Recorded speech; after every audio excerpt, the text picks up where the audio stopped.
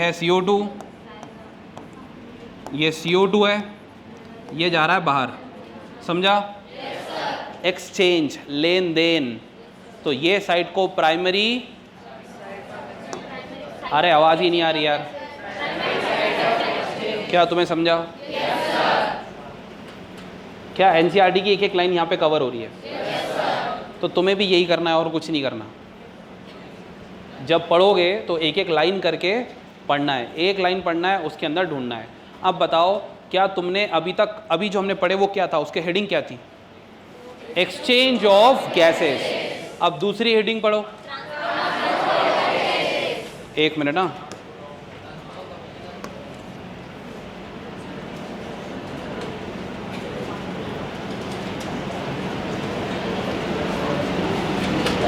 ये देखो, तुम्हें बताया था मैंने पूरे चैप्टर में हम क्या करने वाले हैं।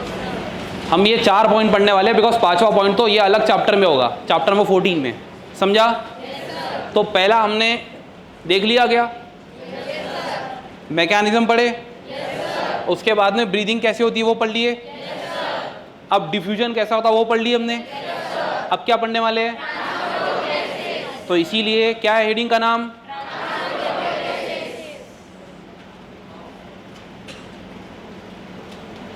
एक्सचेंज ऑफ गैसेस हो गया। अब है,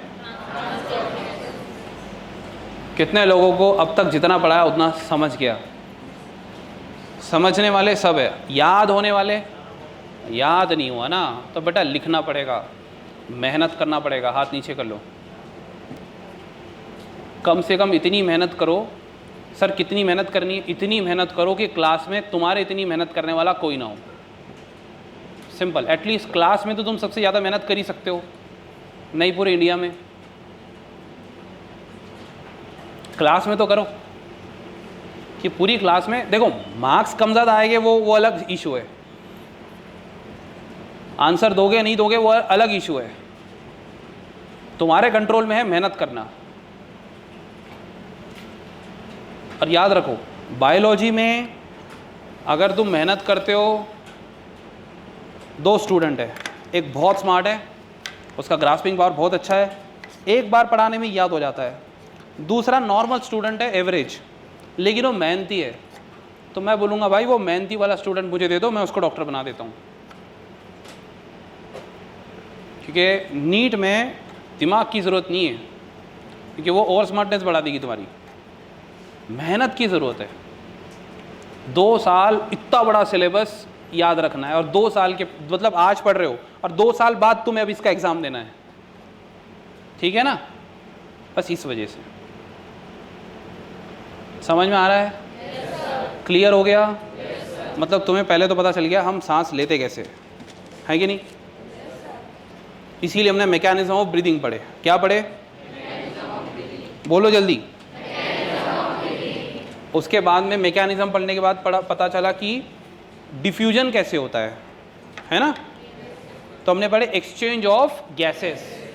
अब क्या पढ़ेंगे?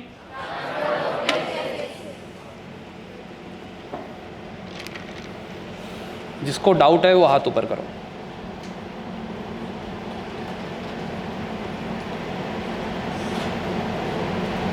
नहीं है? समझ रहा है? पक्का? ठीक है, फिर तो कल छुट्टी है फिर, बोलो ना।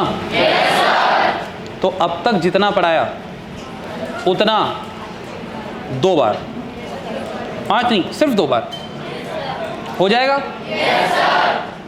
तो उसमें से एक बार देख के लिखना है, दूसरे बार बिना देखे ट्राई करके लिख के लाना है। ला लोगे? हो जाएगा तुमसे? तो अगर मैं ये सेम सवाल अगर मंडे को पूछूंगा भाई कितने लोगों को बिना देखे याद हो गया, तो सब लोग हाथ ऊपर करेंगे? चलो भाई, चैलेंज एक्सेप्टेड है ना? ठीक है।